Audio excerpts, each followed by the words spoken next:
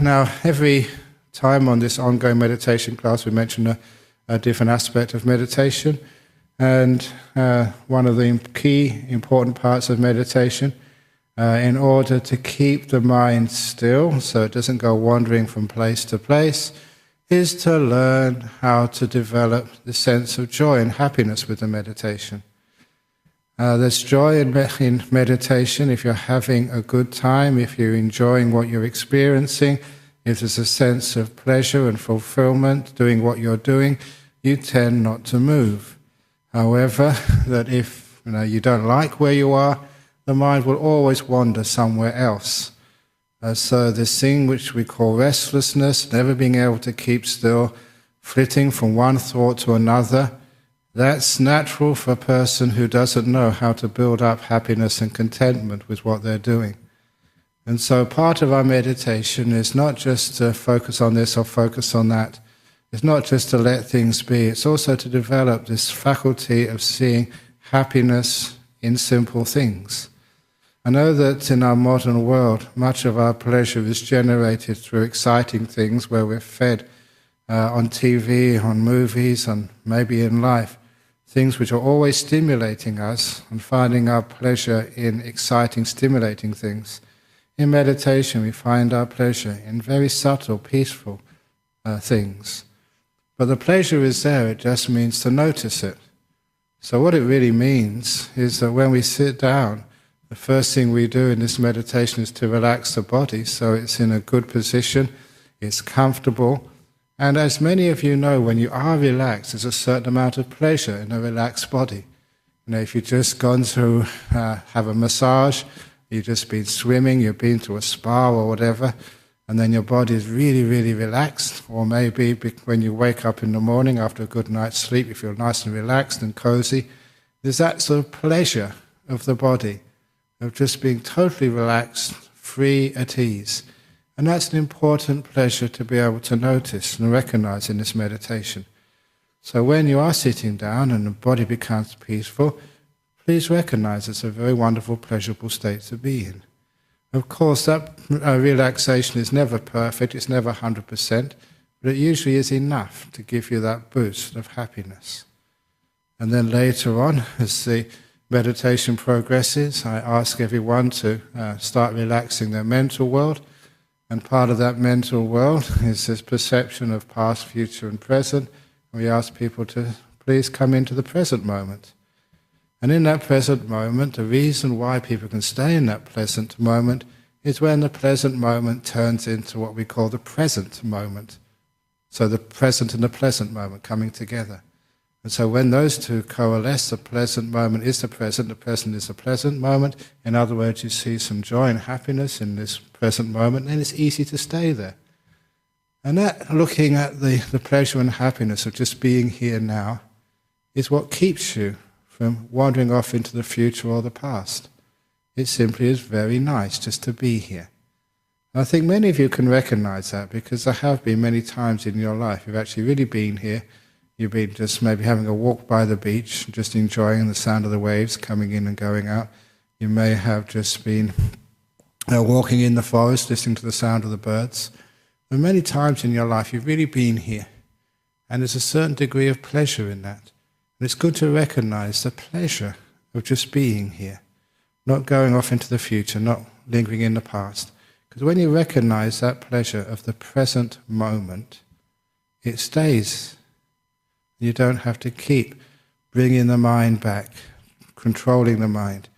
If you have to keep controlling the mind, you find the mind gets tired after a while. So the trick in meditation is learning how to notice the pleasure in, say, the present moment, and just how wonderful that is.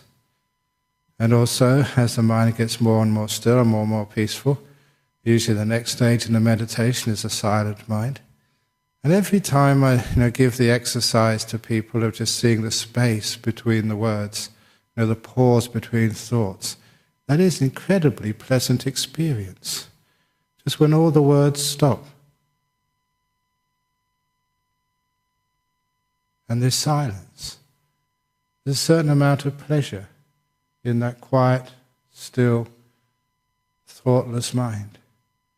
And it's only when we can recognize that pleasure that we can actually stay in that silence. It's not the willpower keeps you from breaking the silence. It's the recognition of the pleasure of that state. It's such a wonderful place to hang out. Why do I want to spoil it? And it's the pleasure in each of these states which keeps you from moving elsewhere, which keeps you still, which keeps your attention sustained in that place.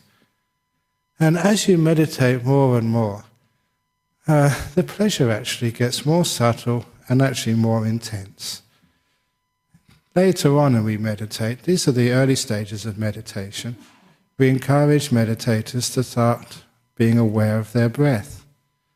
By being aware of your breath, you're giving the mind something to anchor on, something it knows where it is. It knows that it's not in the past or the future, because your feeling of breath is what's happening right now in this very moment. So you know the breath as it goes in, you know the breath as it goes out, not forcing it, nice and gentle, nice and peaceful. And again, there's a certain amount of contentment and pleasure with watching the breath. There's many reasons why that is a pleasurable experience, just to watch a relaxed breath. And one of those reasons, one of many, is the fact that you spent many of the most comfortable years of your early life close to your mother's womb, either inside or just maybe resting on her tummy while you were breastfeeding.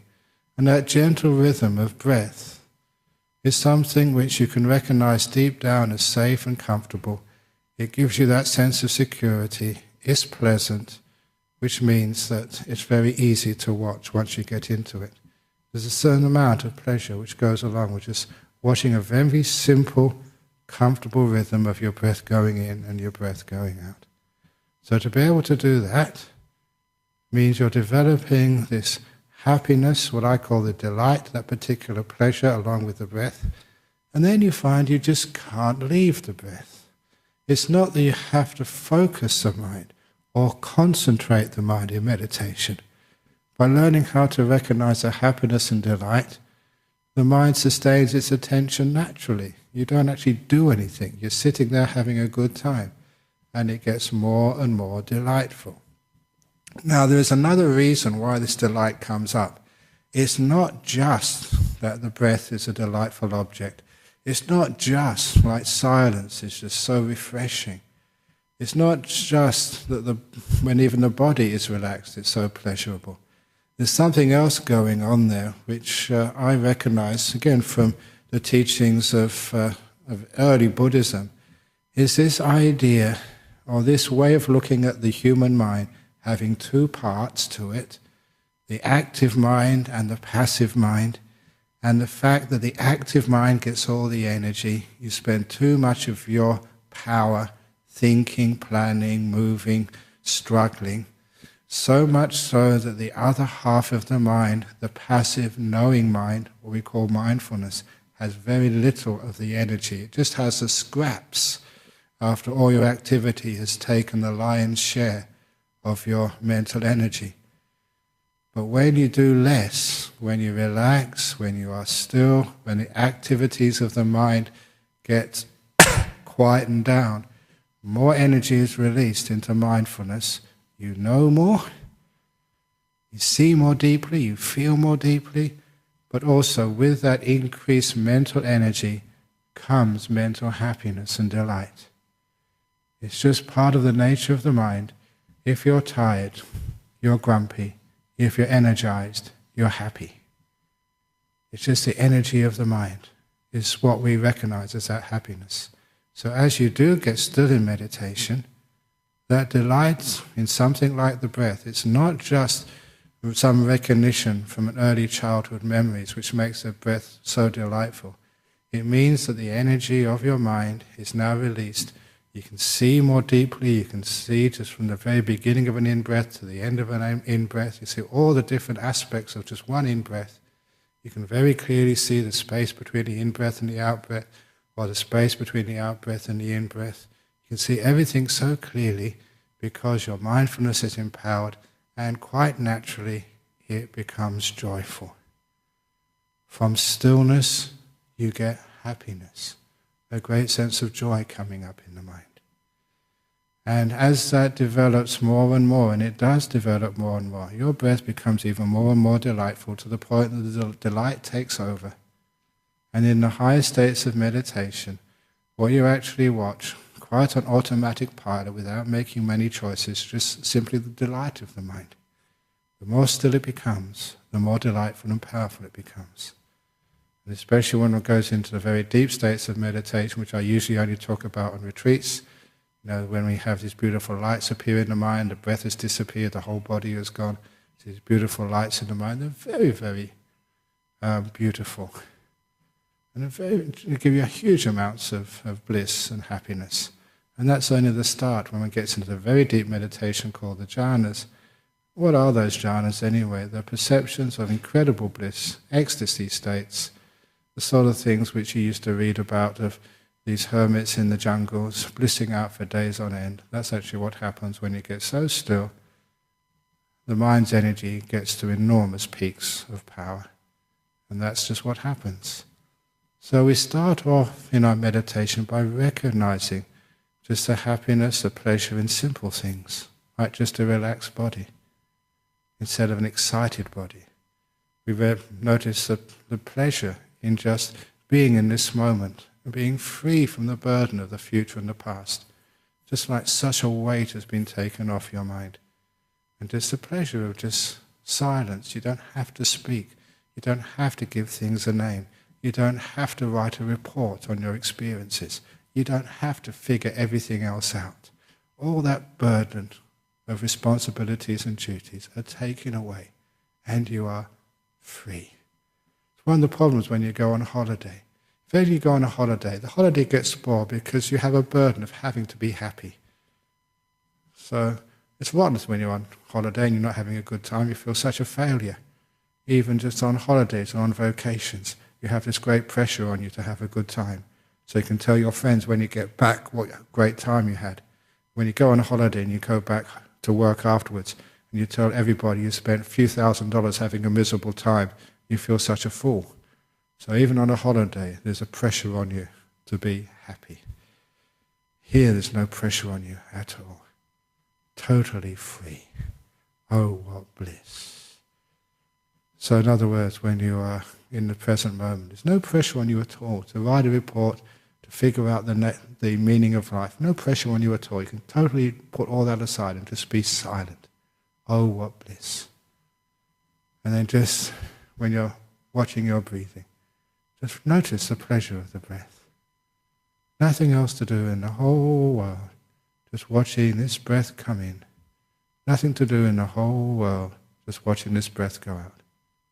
Just very similar to some experiences. Similar but much deeper and more profound than going to the ocean and just watching the waves come in and out on a calm, sunny afternoon.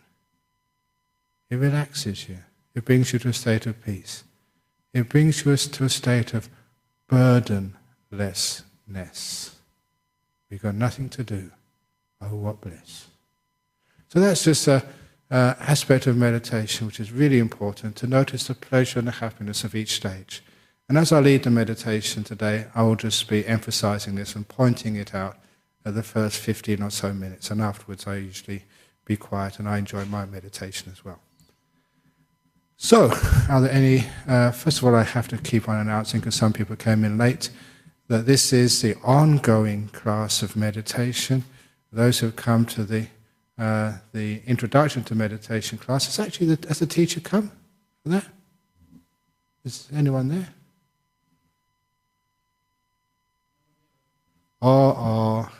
Someone has forgotten it was their turn to teach. So those of you, if you're sitting outside, you want to come inside, that's fine. You can also meditate. It's going to be a longish meditation, so sorry about this. We're throwing you in at the deep end, as it were. Aha! You know what to do? Okay. Well, this guy is happy to give you a class. Okay. I don't know what he's going to do, but if it's no good, he can come in here and complain. No, I'm sure he's doing a nice thing. Okay. So here we go. So, for those of you still here, if you'd like to get yourselves in a meditation posture, now we can begin.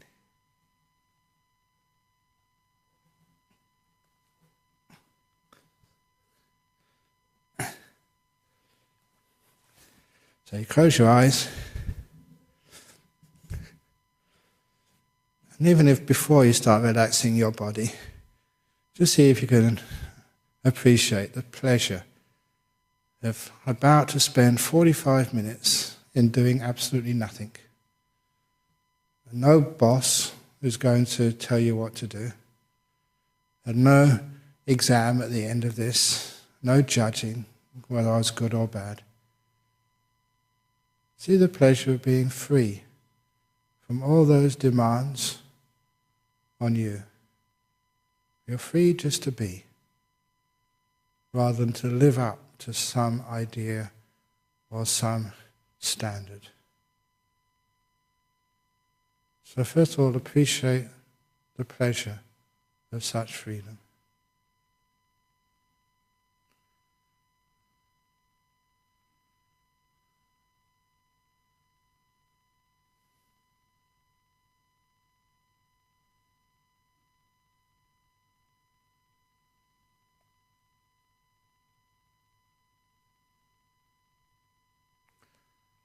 And then come to your body.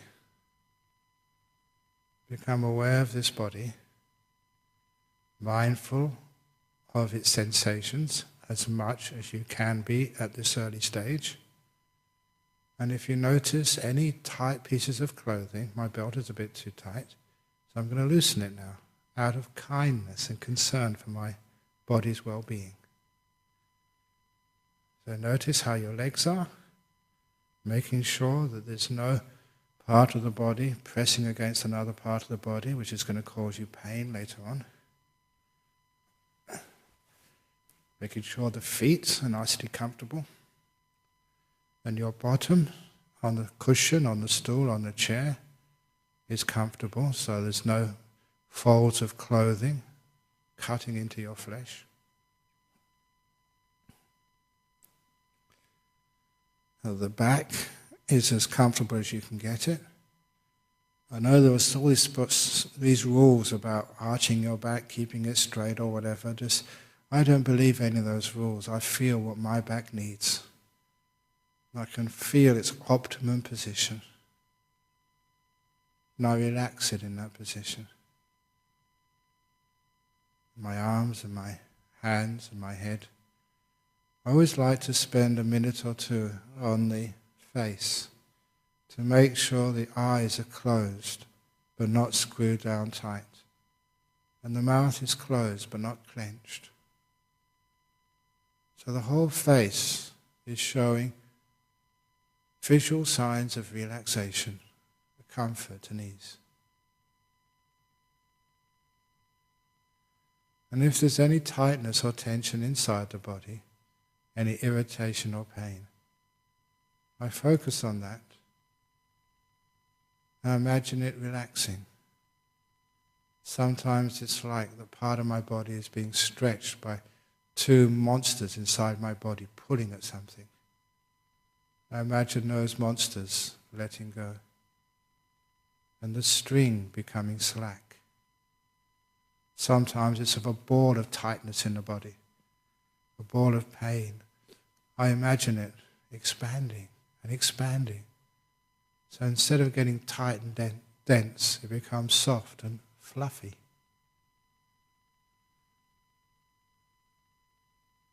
And I use this beautiful care and kindness to relax even parts of the body which I cannot touch with my fingers.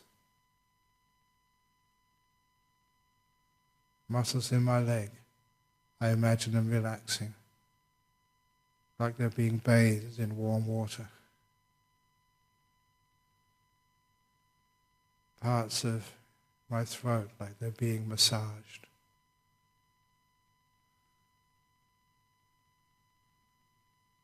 Adding kindness, compassion to mindfulness. So I'm aware and I am kind to what I am aware of.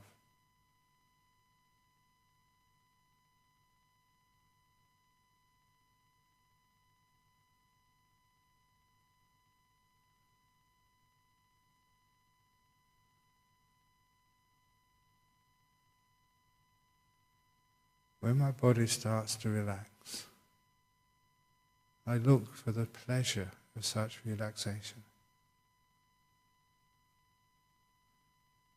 I recognize how delightful it is for my body to be in a comfortable position with very little pressure on it, relaxing, energizing.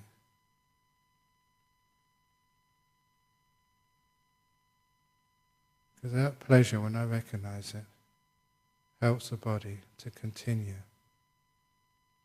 to relax even further. The delight keeps my body still. Discomfort causes it to move.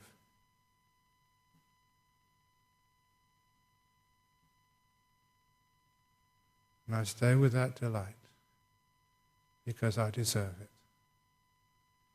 I deserve to relax. Say to yourself.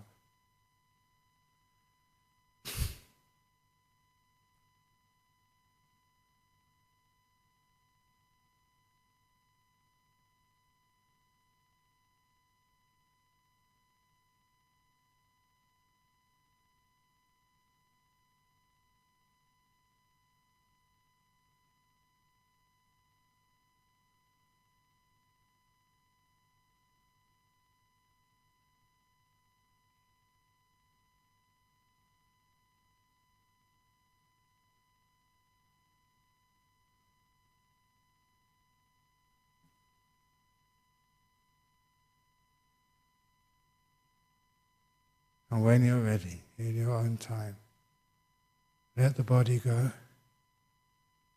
and focus on relaxing your mental world. See if you can abandon all this burden of the past. Like so many bags you have to carry, all containing your history. Now's the time to put those bags on the floor. So you're not carrying the past during this meditation. Doesn't matter what terrible bad things have happened to you. You put them down. So in this time, you can just live in the present. Whatever awaits you in the future, you put that down too. So you're not carrying the anxieties and fears and hopes of the future either. Between those two, between the present and the past, between the past and the future, you find the present moment. When you let go of past, you let go of future, what's left is called now. And you relax into the now. You're kind to it. And the present moment becomes very delightful. See if you can notice the joy of being now. The freedom from so many burdens.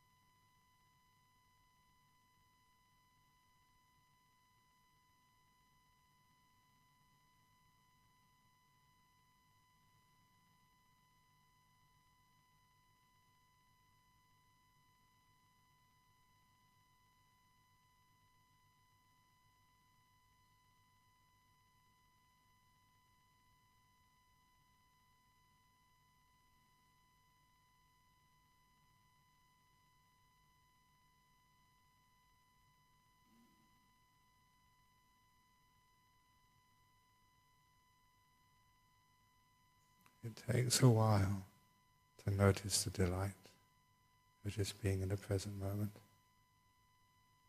Because without that recognition, the mind will go off into the future or the past, or go into thinking fantasies. Stay in the present moment, hold it there, until you can see the beauty of now.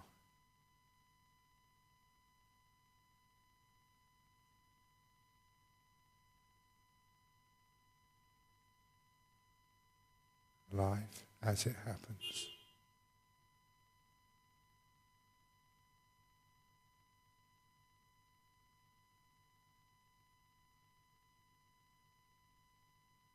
Just being, not going anywhere, not lingering, alive.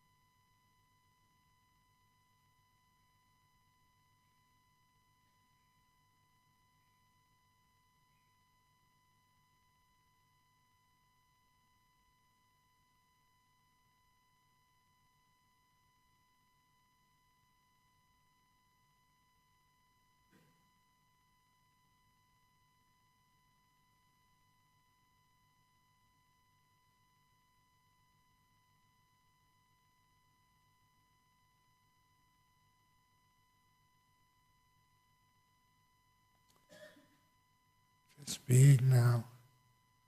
Sometimes curiosity is also helpful. Being curious as to what it's like just to be, not going off into the future, not planning, not keeping looking over the past, which is all finished and dead. Be curious, what it would be like if you can just be here for many minutes in a row.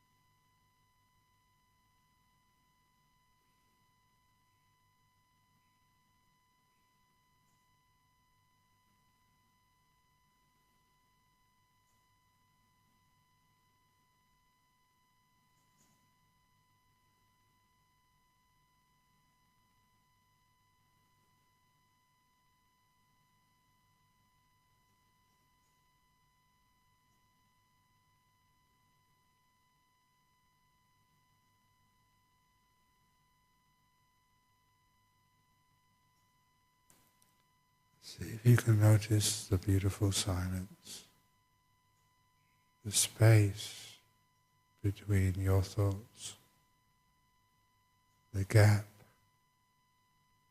between the words. And you can recognize the joy of silence. It will stay.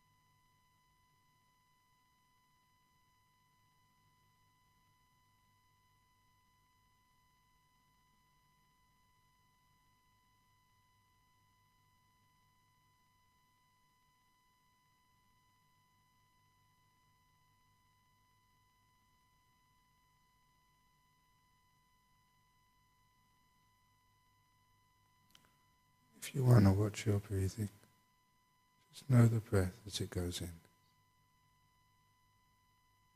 Know the breath as it goes out.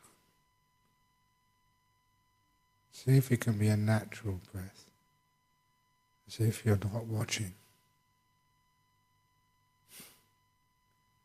Just like you're observing the waves on the ocean. Just because you look, it doesn't disturb the waves.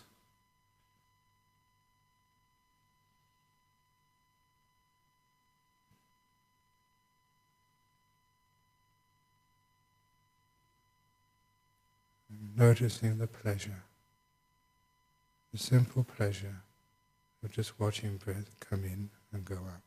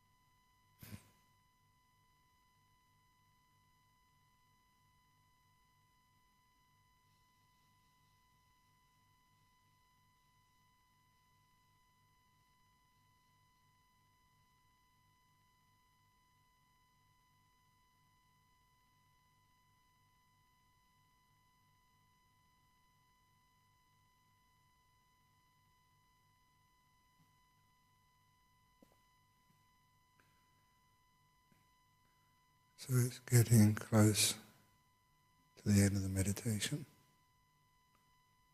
How do you feel? What's it like inside? Especially how much delight in meditation is there? To recognize the pleasure of a peaceful mind, the happiness of a mind which is free from so many burdens or worries. If you recognize that pleasure, the mind will go back there again and again and again.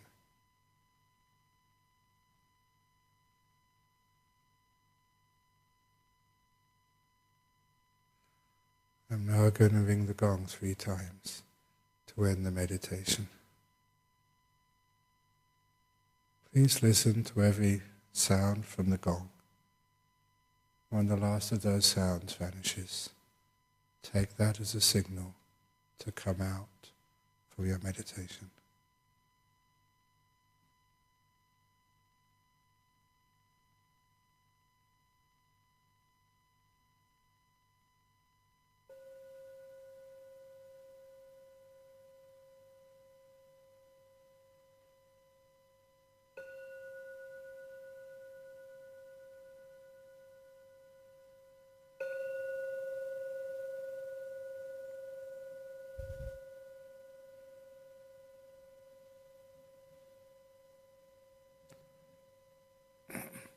Very good. So there we go. A nice, delightful meditation today. I'm not sure if this was broadcast today. Are there any questions from the internet? Does it look like it? So this was offline today. So, are there any questions from the floor? Please, if you have the questions, please ask them now, because at 4:15 I have to rush out of here. I'm going to Melbourne to launch a meditation book tomorrow, and the flight leaves at 5:30, so 4:15 I'm out. So any questions anybody has? So you don't actually line up in front.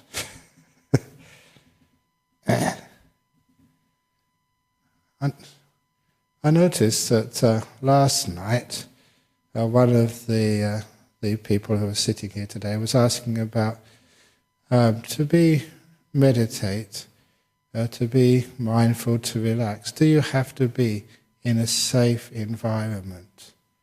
And is that one of the most important things?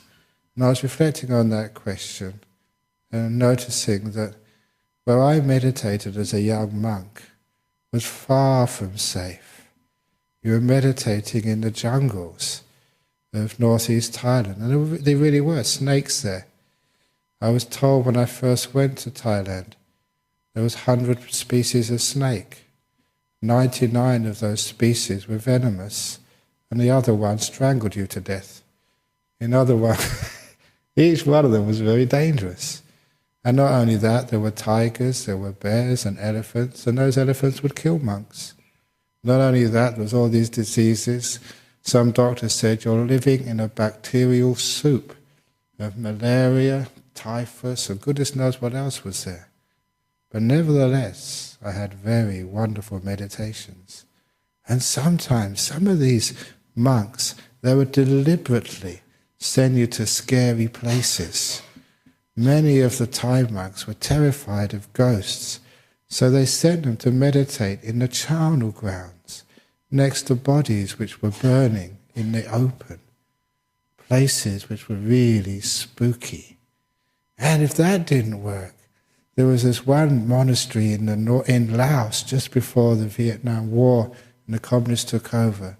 The abbot of that monastery is very, very famous. He would take his disciples on a walk all day through the jungles to tire them out, sweaty, tired, exhausted, and they would get to a part of the forest in Laos where they had these huge trees, now hundreds of years old, and the monks had made little platforms high up on those trees just the size of these cushions which the monks sit on, with no railings on the outside, just a flat piece of board with a bamboo ladder going up.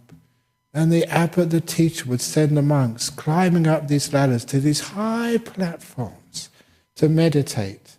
And he would take the ladder away and say, I'll be back in the morning. So they're exhausted, facing a drop which would kill anybody. The monks had to meditate all night, and that was not safe at all. But many monks said they got into an amazing, peaceful, wonderful meditations. At least the ones who survived to tell the tale said that.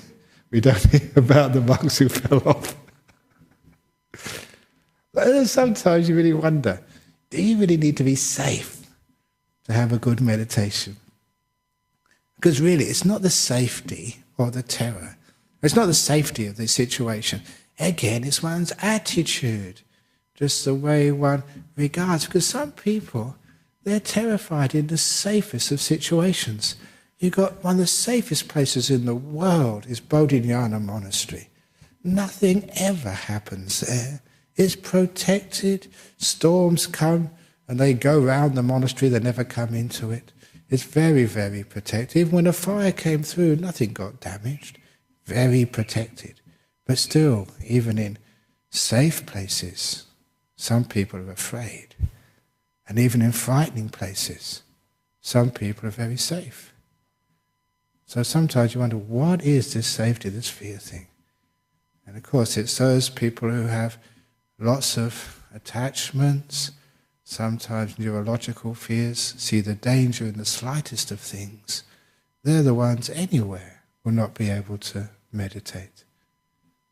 But sometimes the people can train themselves with this beautiful sense of confidence, this beautiful sense of letting go. If a tiger eats me, at least I will escape from the old people's homes. If I fall off the tree, at least that's a very quick death. I don't have to suffer the months and years of cancer. Whatever it is, you find that some people are chronically afraid because of the negative attitude which they have in life. But sometimes putting yourself in what would be fearful situations forced you to develop a very positive mind state. Especially in fearful situations, not safe situations, it meant that you could not be lazy. Because sometimes the problem with safety is people get very lazy. In dangerous situations, you have to be alive and alert. And there's two ways of dealing with those dangers. One is, again, to always be scanning and be sort of restlessly looking at this and looking at that. The other thing is to stay in the present moment. Because sometimes you can escape from all fear and anxiety just by letting go of the past and the future. That's why it's another way of finding safety. Because when you think about it, all the anxiety and fear is you projecting off into the future what might happen. And fear is when we look at the future with a negative mind. The biopsy, it's going to be negative, it's going to be negative. My cancer is going to be terminal. I know that this irritation in my throat is the beginning of HIV. I know this little thing in my nose, that's the beginning of bubonic plague. I'm going to die, it's going to be the end of the world. Now, a lot of times you can see that when we look into the future with a negative mind, that is called fear. When you look into the future with a positive mind, that's called hope. If you don't look upon the future at all, that's called meditation. And there you find the greatest degree of safety, right here, right now. So the external situation, it can help with a lot of people, but it's not all that necessary. Sometimes just being in the moment is the safest place you can ever be. Because all the fear, which is all to do with the future, thereby vanishes. That's why the present moment is a place of safety, a place of happiness, a place of freedom. Any comments? Chris? Okay. Yeah, okay.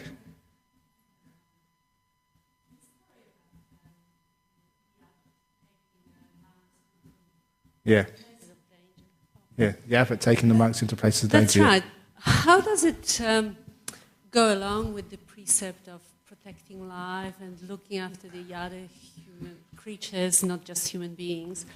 Because to me, there's a contradiction there. Oh no, he's been very kind to all the tigers and other things who would eat the remains of the monks who fell off. He's been non-discriminative between the animals and the monks. No, it is a bit of extreme practice, I must admit. And there's another very similar famous story in Thailand, and the Thai people here meditating know this one. There was one of the monks who was always falling asleep when meditating. So they took them to a cliff, a cliff, which was the same thing. You start nodding, you fall over, and that's death. And so apparently he had the best meditation of his life on that cliff. Got into a deep jhana. And because of that, and because that was a story of our tradition, that some of the monks, there was no cliffs where we lived, but when they went to do their visas in Bangkok, they were staying in this monastery, which was about 3 or 4 stories. And they'd get out onto the roof, and they'd sit on the edge of the roof, just facing it like a 4-story drop into the courtyard. And as soon as the abbot saw that, he locked that door and prohibited the monks from doing that, because he realized, maybe it might work for one monk, but for most monks, they'd probably fall off, and the monastery would get a bad reputation of killing people. So it's true, you have to protect people. That was an extreme, but it's interesting that many people actually did. I've never done that to the monks of Bodhinyana Monastery, never put them in fearful situations. I don't think it really works. But if you are in that fearful situation, it's interesting. That's the way you can deal with it. I was actually wondering whether it was a question of degree, whether they were advanced monks who were already so skillful that they could cope, or was it just the beginners just throw them into the deep end and I think this was actually swim or sink? They was throwing them in the deep end. Live or be eaten. That's right. Yeah, I think it was in the deep end to separate. No, not from the men from the boys, as they say in Australia. The monks from the tiger food. But no, that's a bit extreme, I must agree with you. Are practices like this still happening? No, they don't happen anymore. The Amnesty International, the lawyers would sue the hell out of you if you did things like that. It's just interesting, it did happen. And just generally, even myself, I was a Westerner, and you were in these jungles which were very, very dangerous. But you had a choice. You could live with your fear, or you could actually just say, okay, I'm not going to be afraid, and stay in the present moment. And sometimes it was actually an advantage there. You couldn't be lazy. The mind is very lazy sometimes in a safe environment. Oh, I can do it tomorrow. It's really nice and safe, so I can actually fall asleep. But when there's a little bit of an edge there, sometimes your mindfulness increases. Yeah. Bhante, the monks at the Tiger Temple in Thailand, when I was there, this was quite some years ago before it got a bit more commercial, but that's exactly how they do. I mean, I've seen a guy take a huge Bengal tiger monk, take a huge Bengal tiger for a walk for about 500 metres, and I spoke to the monk, the head monk there who runs the monastery, and I said, you do this by staying in the present moment and radiating loving kindness, don't you? And he said, yeah, that's our trick. That's our trick. Yeah. Because if you actually radiate and this guy actually, the head monk, he came along to me and he said, sit down here, and he brought a Bengal tiger and he just pushed it into my arms and he said, just stay in the present moment. And just, it's a pretty weird thing to do, but you've got this huge tiger and putting your arms around this huge tiger, and you just can't go, there's no other place to go but the present moment. Yeah. Because otherwise you just get totally freaked out. And those animals really, they know fear. They can pick it up. So, I think what you're saying is correct about staying in the present moment as a refuge place. Yeah. Excellent. Thank you. Okay, I'm going to finish off now because my lift has arrived, so we can bow 3 times. And then please excuse me, I'm not going to be able to answer any of your questions afterwards. I'm going to just go straight into that car. So if you've got any very deep, important questions to ask about the nature of the life, you can see the monk sitting next to me.